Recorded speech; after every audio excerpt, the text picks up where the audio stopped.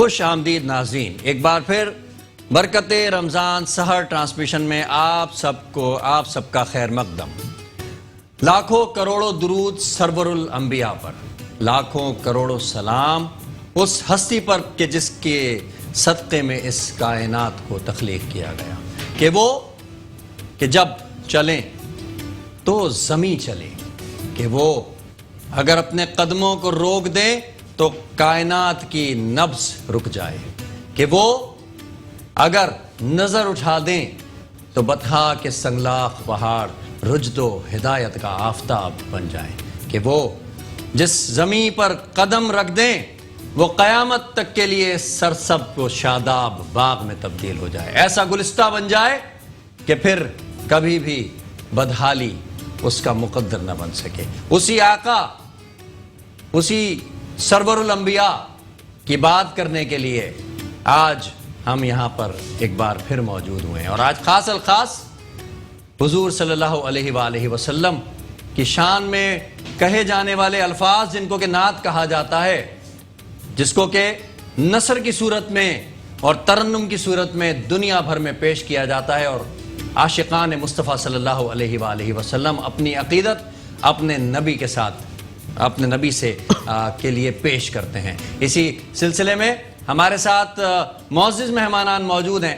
روزانہ کی طرح آج پھر ہم روحانی اور دینوی سوالات بھی کریں گے، اور شعبہ نعت کے حوالے سے نعت میں اختراع اور اس کی جو ترقی ہے، ترویج ہے، اس کے حوالے سے بھی سوالات کریں گے۔ ہمارے ساتھ موجود ہیں بے انتہا مقدم اور محترم ہستی، عالم بھی ہیں، اسکالر بھی ہیں، دنیاوی ادب اور علم میں بھی خاصا مقام رکھتے ہیں، علامہ فیصل عزیز بندگی دامت برکاتہم عالیہ۔ السلام علیکم ورحمۃ اللہ۔ وعلیکم السلام۔ بہت شکریہ، آج آپ پھر ہم خاکساروں کی یہاں پہ جو ہم نے آپ سے ایک پہلے دن عقیدت کے ساتھ ایک خواہش ظاہر کی تھی کہ علامہ صاحب آپ ہمارے پروگرام کا حصہ بنے، آپ نے قبول فرمایا، اور آج تک اللہ تعالیٰ۔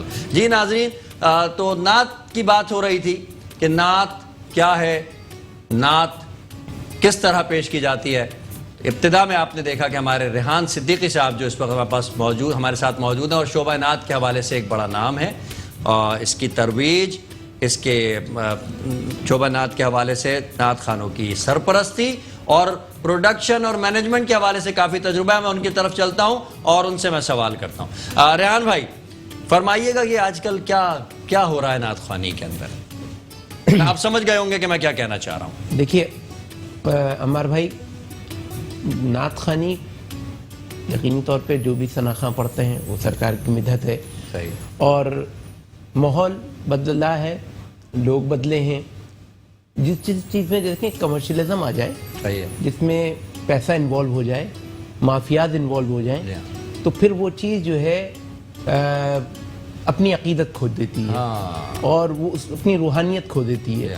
اور جب آپ محفل میں بیٹھتے ہیں، میں اپنی بات بتا رہا ہوں کہ جس دور میں ہم نے نعت خوانی سننا شروع کی اور محفلوں میں آنا جانا شروع کیا، تو وہ دور ادیب رائے پوری کا، قمر الدین انجم کا، اور جو ہے اپنے سارے ایسے اکابرین جو جنہوں نے نعت کی منظور الکونین تھے، بہت سعید ہاشمی تھے، جی ہاں، اور یعنی کہ مطلب میں بتاؤں آپ کو پنجاب سے بھی اعظم چشتی صاحب، یعنی وہ لوگ جو رات 10 بجے پڑھنا شروع کرتے تھے تو صبح ہو جاتی تھی، اور لوگ ہلتے نہیں تھے اپنی جگہ سے، ان کو سنتے رہتے تھے، اور اتنا جو ہے لوگوں یعنی نعت کے سرور میں اس طرح جو ہے وہ گم ہو جاتے تھے، محو ہو جاتے تھے، کہ جو ہے کہ آپ یہ سمجھیے کہ نعت ان کے دل پہ اثر کرتی تھی۔ آج نعت دل پہ اثر نہیں کرتی، آج نعت خواں دل پہ اثر کرتا ہے۔ اچھا ریحان بھائی یہ بتائیے کہ کیا اس زمانے میں بھی نعت خواں پیسے لیا کرتے تھے نعت پڑھنے کے؟ بہت اچھا سوال۔ آپ ماشاءاللہ میرے خیال سے کم و بیش 25 برس ہو گئے اس فیلڈ میں۔ نہیں سر، مجھے 42 برس ماشاءاللہ 42 برس ہو گئے، اور 1980 میں اس شعبے سے منسلک ہوا، اور میں آپ کو بتاؤں کہ میں نے وہ دور دیکھا ہے جب شفیع اکاڑوی مرحوم کی ان کا خطاب ہوتا تھا، اور ان کے خطاب سے پہلے ایک نعت خواں ایک نعت پڑھتا تھا، ٹھیک ہے، اور جو میزبان ہوتے تھے وہ جو ہے کوئی جوڑا دے دیا یا ایک مٹھائی کا ڈبہ دے دیا، ایک ہار پہنا دیا، یہ نعت خواں کا جو ہے نا یہی انعام ہوتا تھا، یہی انعام ہوتا تھا، اور یہی وہ برکتیں اور وہ سمیٹ اسے کے لے اپنی کے جاتا کائنات سمجھ کر کے اپنے سینے سے لگا کر کے الحمدللہ، اور رکھتا وہ اس میں بہت خوش ہوتا تھا جی ہاں، جی اور بڑی عزت سمجھتا تھا۔ آج تو معاملات ہی کچھ اور ہیں کہ پہلے سے طے شدہ پروگرام کے تحت جو ہے معاملات ہوتے ہیں، تو بہرکیف اللہ پاک ہدایت دے سب کو۔ نعت خوانی کی روح ختم ہو گئی، نعت خوانی کی روح ختم ہو گئی۔ ہمارے ساتھ علامہ مولانا اسکالر جناب فیصل بندگی صاحب موجود ہیں، میں ان کی جانب بڑھتا ہوں۔ علامہ صاحب، علم، قرآن اور حدیث کی روشنی میں یا جو موجودہ تناظر ہے اس کی روشنی میں بتائیے کس حد تک جائز ہے نعت خوانی کی اجرت لینا؟ نعت خوانی یہ خالصتاً عبادت ہے، خالصتاً، اور اس میں ایک اعتدال کا راستہ ضروری ہے۔ ٹھیک ہے، اگر ہم یہ سوچیں کہ نعت خوانوں کو کچھ بھی نہ دیا جی جائے ہاں، تو وہ بھی غلط ہے، یہ بھی ناجائز ہے۔ کیونکہ کوئی شخص اپنی تمام مصروفیات چھوڑ کر ٹھیک ہے، وہ آپ کے پاس آ رہا ہے، اپنا وقت دے رہا ہے، صحیح ہے، صبح اسے اپنی معمول کی زندگی بھی ادا کرنی ٹھیک ہے، رات گئے وہ گھر جا رہا جی ہے، ہاں، تو آپ اس کو نعت خوانی کی اجرت تو کوئی بھی نہیں دے کوئی نہیں دے سکتا، وہ تو اللہ اس کے رسول کے دربار سے ملے۔ لیکن جب آپ نے اس کو مدعو کیا ہے تو آپ کی یہ ذمہ داری ہے کہ آپ ڈیکوریشن والے کو پیمنٹ کر رہے ہیں، ٹھیک ہے، آپ لنگر والے کو پیمنٹ کر رہے ٹھیک ہیں، ہے، آپ ساؤنڈ سسٹم کی پیمنٹ کر رہے صحیح ہیں، ہے، اور جس سب کے لیے یہ نعت خوانی تھی اس نعت خواں سے آپ کہہ رہے ہیں یہ تو آپ کی عبادت ہے، آپ ہاں، بہت شکریہ آپ کا، صحیح، صحیح، یہ مناسب نہیں ہے۔ اور ساتھ میں وہ جو نعت خوانوں کے بیجا مطالبات ہیں جی جی، وہ بھی غلط ہیں۔ ٹھیک ہے، یعنی میں اعتدال کے راستے کی بات کر رہا ہوں، نہ نعت خوانوں کو بیجا مطالبات کرنے چاہیے، ٹھیک ہے، اور نہ منتظمین کو چاہیے کہ رات کو 2 بجے مسافہ کر کے الوداع یہ بھی کریں۔ زیادتی والی بات، درمیان میں اعتدال کا ایک مناسب نظام ضروری ہے، بالکل، جس میں نعت خوانوں کی ایک معقول خدمت ہو جائے اور نعت خوانوں کو مطالبہ نہ کرنا پڑے۔ ٹھیک ہے، آج بھی اگر کوئی یہ نہ سمجھے کہ نعت خوانی بہت مہنگی ہو گئی، اگر آپ کو صرف نعت خوانی کرنی ہے بہت کم بجٹ میں آپ کر سکتے ہیں، بالکل، لیکن اگر آپ کو نعت خوانی کے نام پر اپنا ایک شوشا کرنی ہے تو شوشا کے تو پیسے ہوتے ہیں، جی جی جی، شوشا کے لیے تو پھر آپ کو مشہور چہرے لانے ہوں گے، شوشا کے لیے آپ کو پھر بڑے نام لانے ہوں گے، تو شوشا کے پیسے ہوتے ہیں، نعت خوانی کے پیسے نہیں نعت ہوتے۔ خوانی کے اگر آج بھی کوئی نعت خوانی کرنا چاہے تو بڑے اخلاص کے ساتھ بہت کم بجٹ میں وہ نعت خوانی ہو تو سکتی ہے۔ اجماع کس بات پر ہے؟ کیا کوئی جو نعت پڑھتے ہیں وہ اپنا کوئی رقم ایک فکس کر سکتے ہیں؟ اس کے لیے میں وہی دوبارہ اعتدال کے راستے کی بات عرض کروں کہ اس میں وقت کا اجارہ وہ ہونا چاہیے، جو وقت دیا جا رہا ہے اس پر منتظمین کو چاہیے کہ ایک مناسب خدمت کریں۔ نعت خوانوں کو نہیں چاہیے کہ وہ مطالبہ کریں، یعنی یہاں سے مطالبہ نہ ہو اور وہاں سے خالی نہ بھیجا جائے۔ نعت خوان یہ کہتے ہیں کہ جی ہم اگر کہیں نہیں تو پھر وہ ہمیں دیتے نہیں ہیں اور ہمیں پھر ایسے رخصت کر دیا جاتا ہے، اس لیے ہم ڈیمانڈ کرتے ہیں۔ کیا ان کی یہ بات درست ہے؟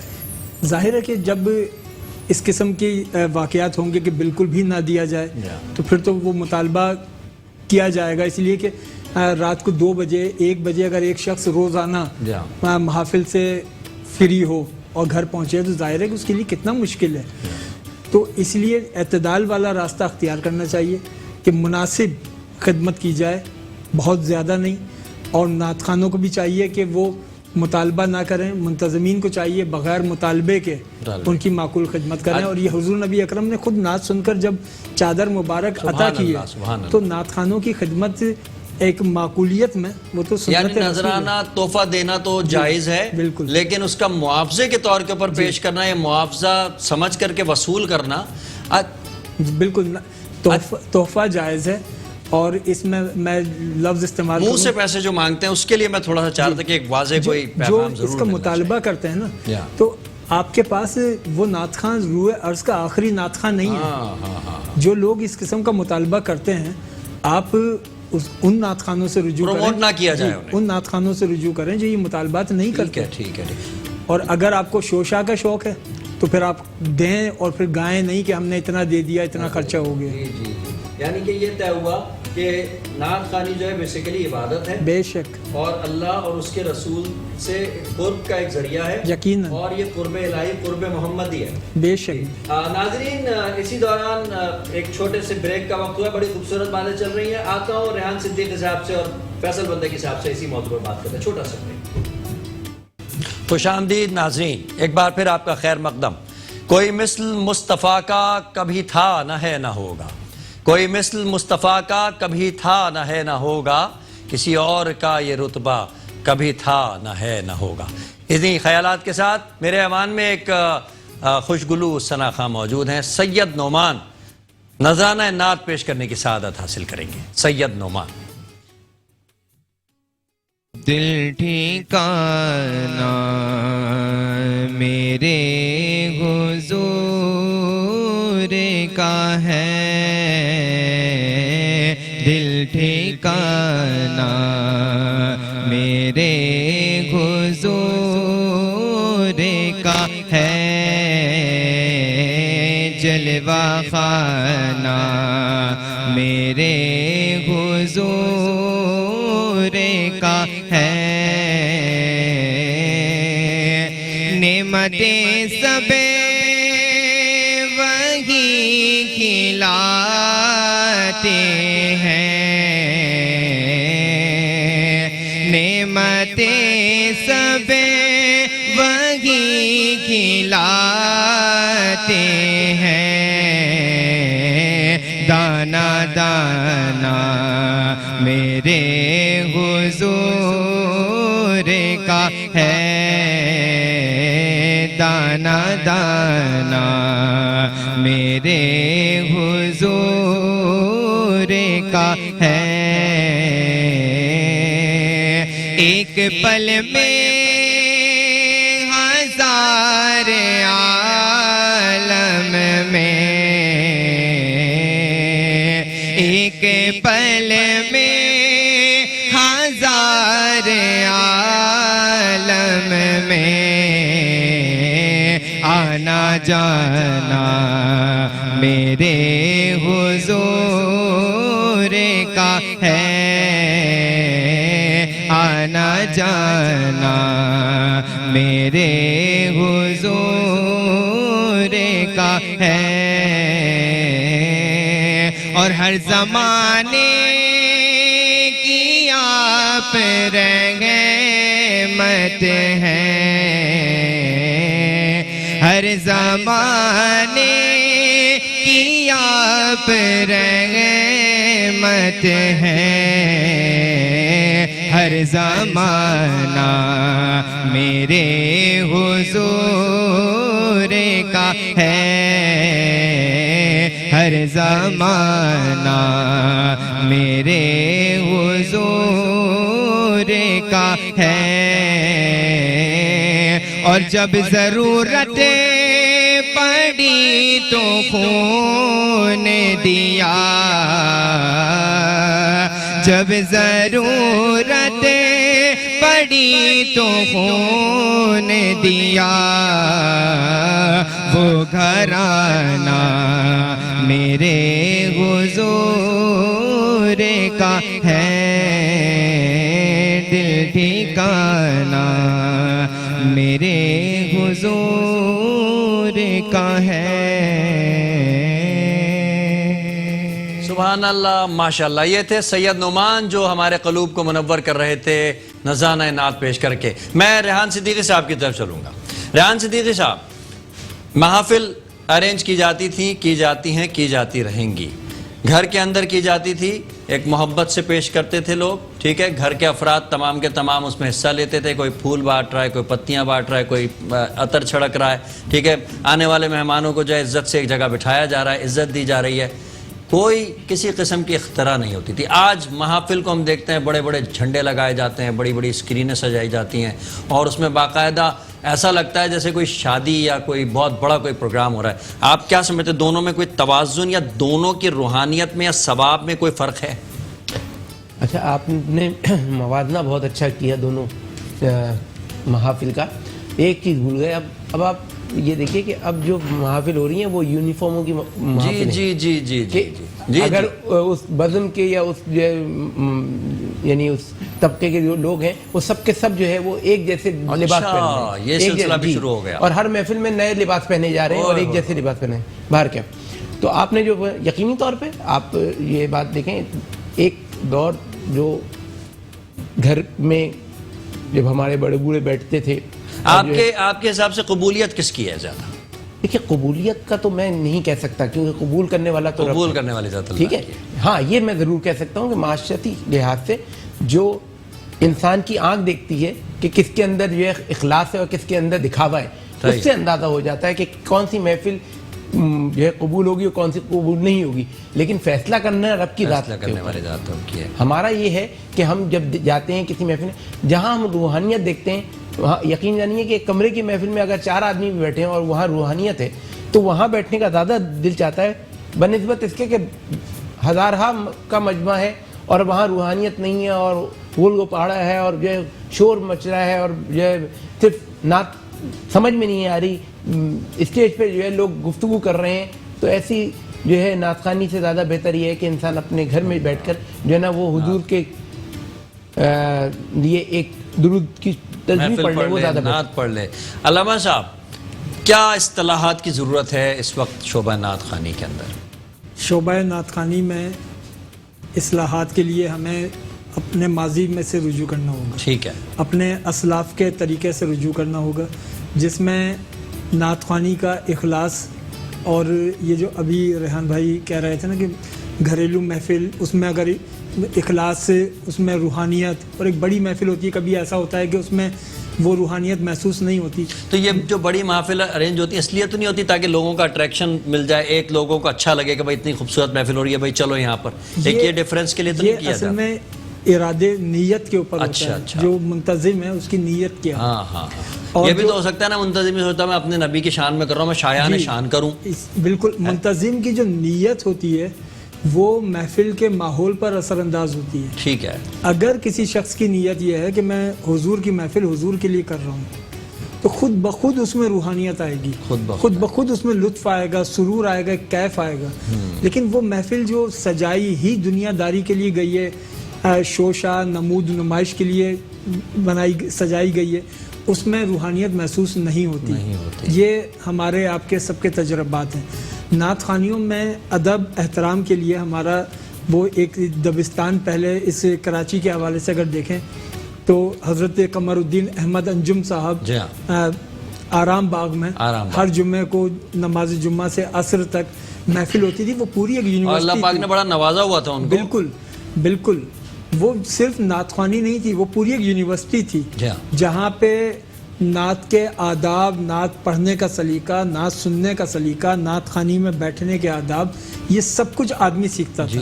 اسی طریقے سے علامہ سید ریاض الدین سہروردی رحمۃ اللہ علیہ، ان کا ایک تربیتی نظام تھا کہ وہ صرف نعت خوانی نہیں ہوتی تھی، پورا ایک تربیتی نظام تھا.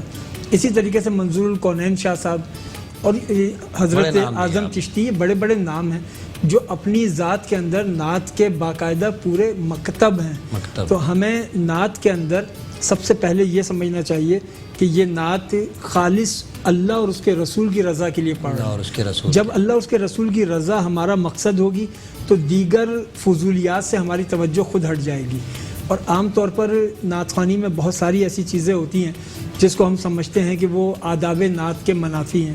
مثلاً کہ نعت خواں کا کسی شخصیت کو، خواہ وہ کتنی کوئی عالم دین یا پیر طریقت ہی کیوں نہ ہو، نعت کا شعر اس کی نظر کرنا کہ حضرت میں یہ نعت کا شعر آپ کی نظر کر رہا ہوں. کیسے کر سکتے ہیں؟ بالکل. بھائی نعت کا شعر صرف حضور کی نظر ہے، سبحان اللہ، اور کسی کی نظر نہیں ہے. جی جی جی جی. سب کے مقام مرتبے سب محترم ہیں، لیکن نعت کا شعر سوائے اللہ کے رسول کے کسی کی نظر نہیں ہو سکتا.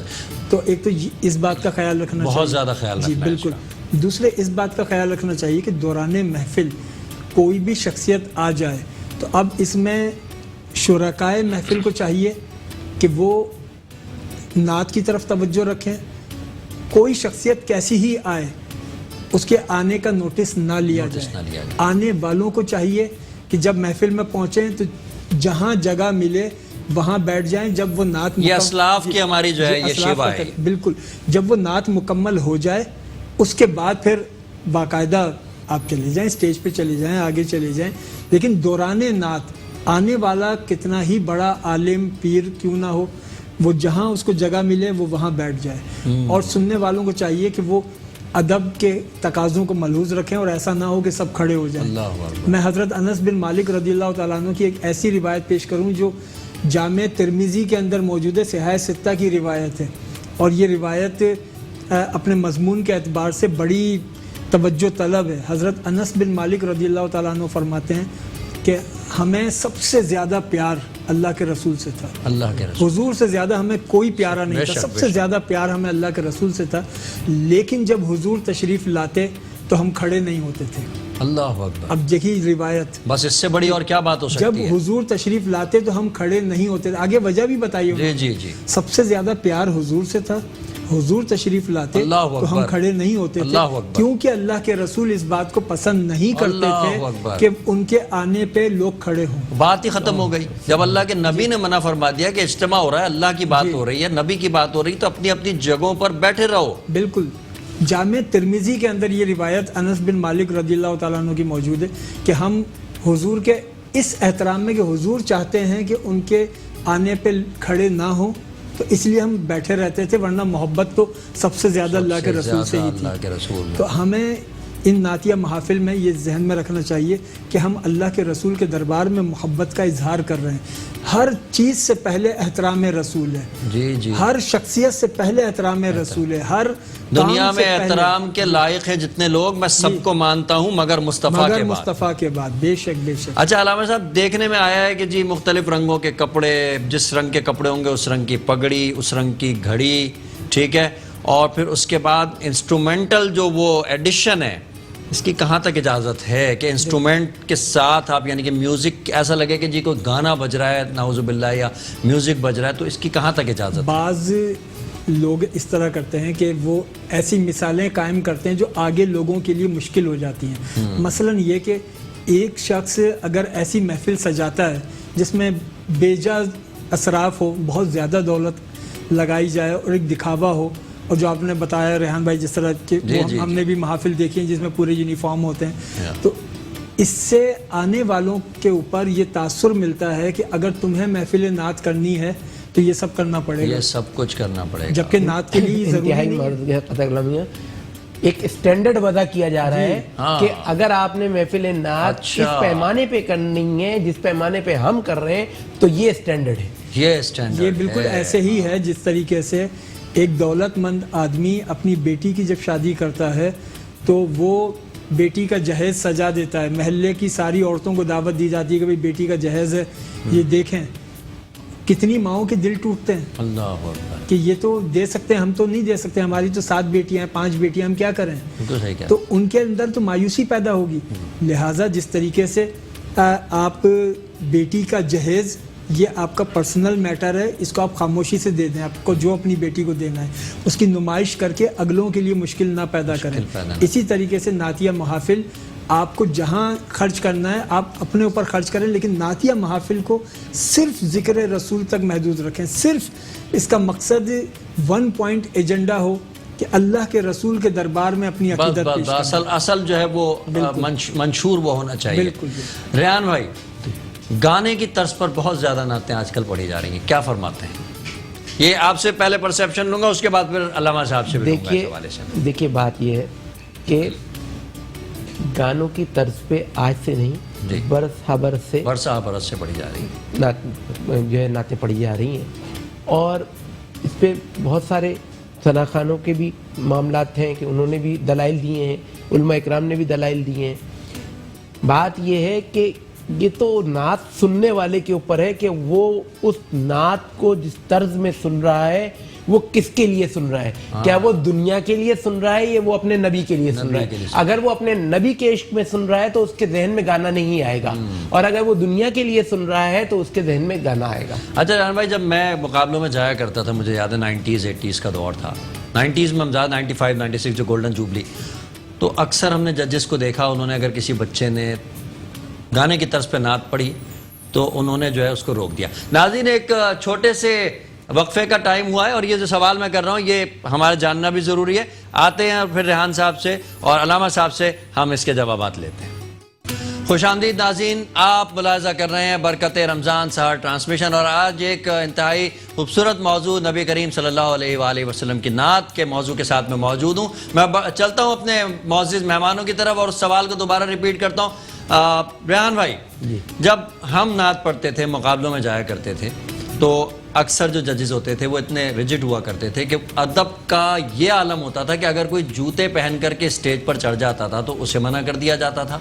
اگر کسی نے ٹوپی نہیں لگائی ہوئی ہوتی تھی تو اسے ٹوپی لگانے کا باقاعدہ حکم دیا جاتا تھا, اور اگر غلطی سے اس نے گانے کی طرز پر نعت پڑھ لی تو رکوا دیا جاتا تھا.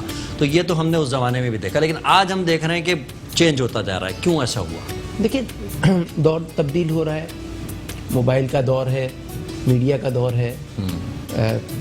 آج جو ہے کہنا مطلب ہے جس طرح کے معاملات چل رہے ہیں اس کے حساب سے چیزوں میں جو ہے جدت آئی ہے, تبدیلیاں آئی ہیں. نعت خوانی جو ہے یقینی طور پہ جس عہد میں ہم اور آپ تھے وہی دور بہت اچھا تھا, اور آج جو نعت خوانی ہو رہی ہے یہ بھی بہتر ہے, لیکن صرف اصلاح کی یہ ضرورت ہے کہ جہاں جہاں کمی اور کجی ہے اس کو سدھار لیا جائے. باقی نعت خوانی تو نعت خواں تو پڑھے گا وہی جو سرکار کی مدحت ہے, اس کے علاوہ تو وہ کچھ نہیں پڑھ سکتا. بالکل نا. ایک بات جیسے حضرت نے فرمائی کہ جب نعت خواں پڑھ رہا ہے اور کوئی صاحب آ جاتے ہیں یا کوئی بزرگ آ جاتے ہیں یا کوئی جو مشائخ اور علماء آ جاتے ہیں تو لوگ کھڑے ہو جاتے ہیں, نعت خوانی چھوڑ دی جاتی ہے, چھوڑ دی جاتی ہے. اچھا نعرے لگنا شروع ہو جاتے ہیں. اچھا بات یہ کہ آپ کے ذہن میں جو جس شخصیت کی نعت خوانی ہو رہی ہے نا وہ شخصیت ہٹ جاتی ہے.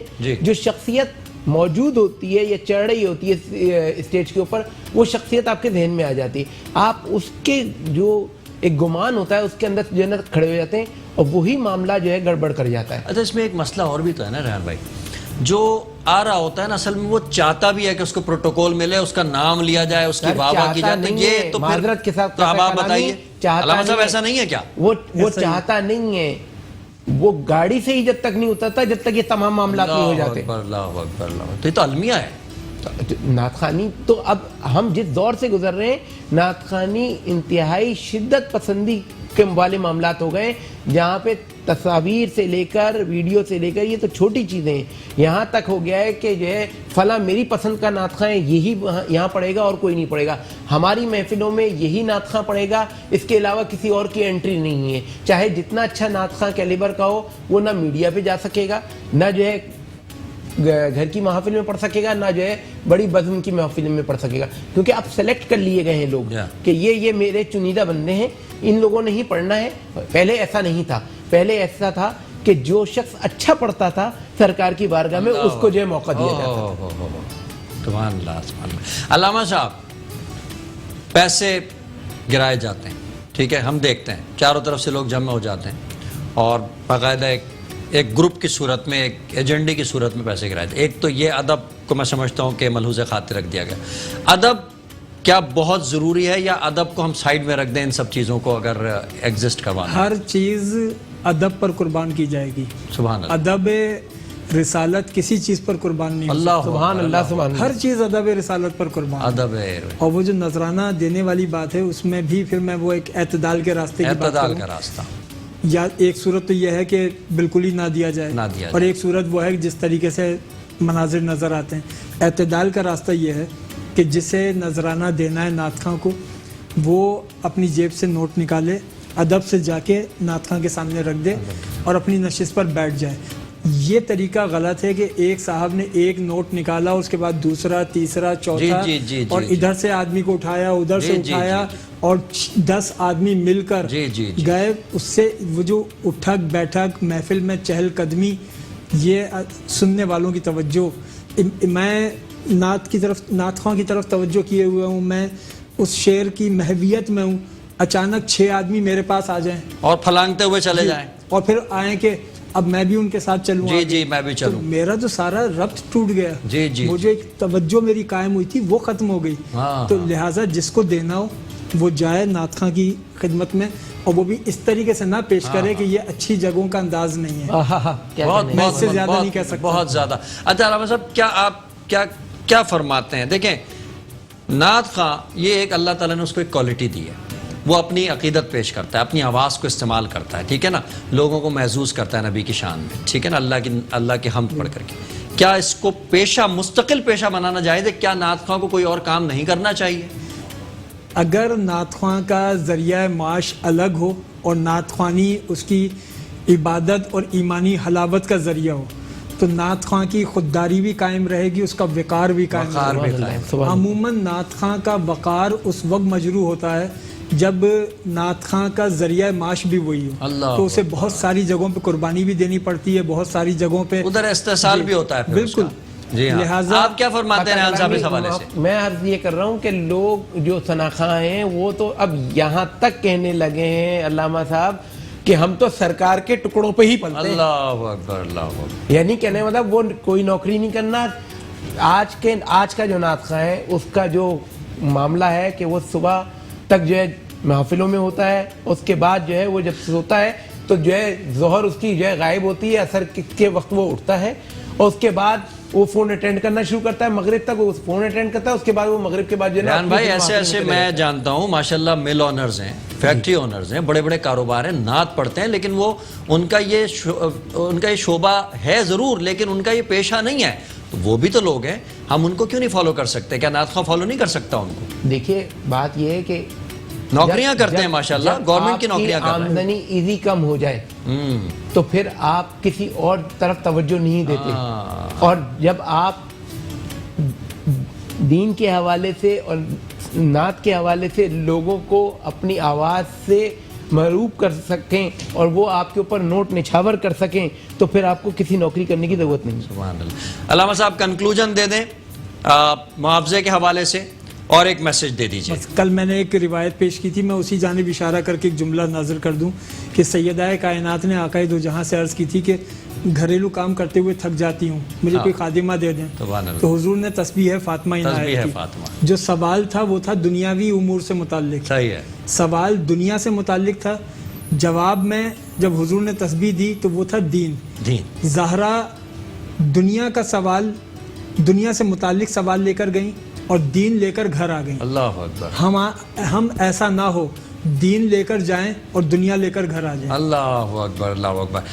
ریحان صاحب کنکلوژن دیں معاوضے کے حوالے سے, نعت خوانی کی جو اس کا جو وقار ہے اس حوالے سے, اور میسج ایک دیجئے سب کو. کنکلوژن تو وہی ہے بے نہیں جو حضرت نے فرمایا, اور جو ہے اعتدال کا رستہ اختیار کیا جائے. اور دوسری بات یہ کہ ایک بات میں اس میں ایڈ کرنا چاہتا ہوں کیونکہ ٹاپک ہے, تو ہم جو محافل کر رہے ہیں آج کل اس میں نعت خوانی سے زیادہ ہم شخصیت پسندی پہ جو ہے پریشان ہیں. ایک شخص جو آ رہا ہے اس کا جو ہے تعارف کرانا, اس کو جو ہے اچھی جگہ پہ بٹھانا, اس کو کیمرے کی آنکھ کے سامنے بٹھانا, یہ ہمارے جو ہے ایک سمجھے کہ محفل کا ایک جز بن گیا ہے. اور لائیو ٹرانسمیشن, لوگ گھر سے ہی نہیں نکلتے جب تک وہ یہ نہیں دیکھ لیں کہ محفل پیک پہ نہیں پہنچ گئی ہے, تب جو ہے گھر سے نکلتے ہیں. میں وہ حقیقتیں بیان کر رہا ہوں آپ سے کہ جو نعت خوانی کی جو ہے کہ مطلب ہے بیماریوں میں سے ہیں, اللہ پاک علاج عطا فرمائے, لیکن ہم میں سب من حیث القوم جو ہے نا ہمارے اندر یہ چیز جو ہے شامل ہو گئی ہے. علامہ صاحب بہت شکریہ, آپ تشریف لائے, روز تشریف لا رہے ہیں, بڑی آپ کی کاوش ہے. ریحان بھائی بہت شکریہ, بہت نوازش, تشریف لائے.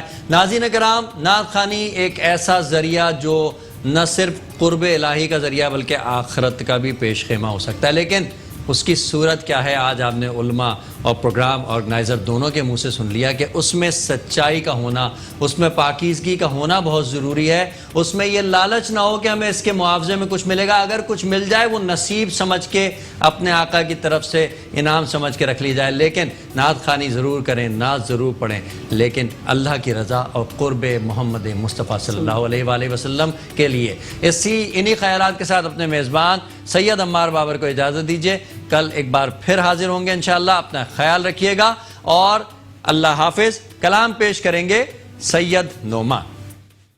ہم کو اپنی طلب سے سوا چاہیے, آپ جیسے ہیں ویسی عطا چاہیے, ان کی نسبت ملی اور کیا چاہیے, بن گئے امتی اور کیا چاہیے, اور کیوں کہوں یہ عطا وہ عطا چاہیے. چاہیے ان کو معلوم ہے ہم کو کیا چاہیے اور درد جامی ملے نعت خالد لکھوں